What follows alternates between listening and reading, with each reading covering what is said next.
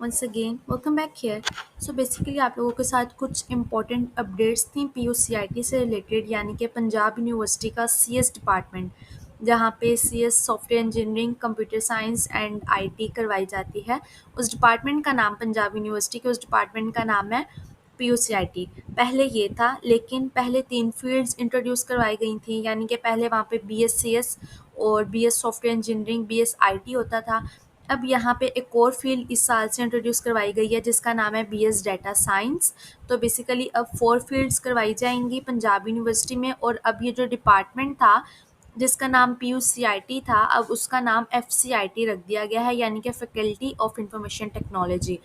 तो एक तो ये बात है। उसके अलावा दूसरी बात, जो बच्चे पूछ रहे हैं कि इस साल एंट्री टेस्ट होगा या नहीं, तो ये पीयूसीआईटी की ऑफिशियल वेबसाइट पे है, ये उनका क्यूरीज वाला सेक्शन है, तो अब आप वहाँ पे जाके खुद भी दे सकते हैं।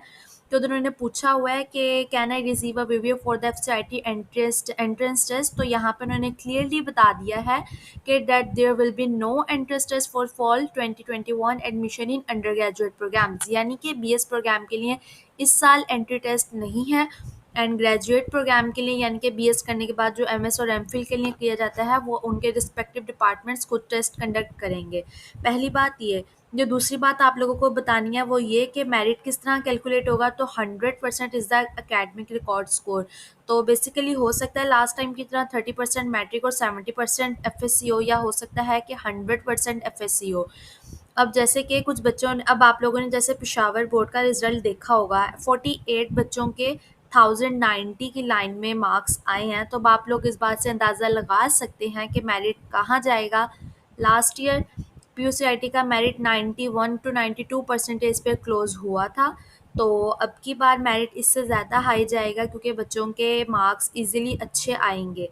तो अब आप लोगों के इसके लिए कितने मार्क्स रिक्वायर हैं, बेसिकली 1050 प्लस 1040, इतने मार्क्स आप लोगों के होने चाहिए, तभी आप लोगों का इधर एडमिशन हो सकता है, अदरवाइज नहीं हो सकता।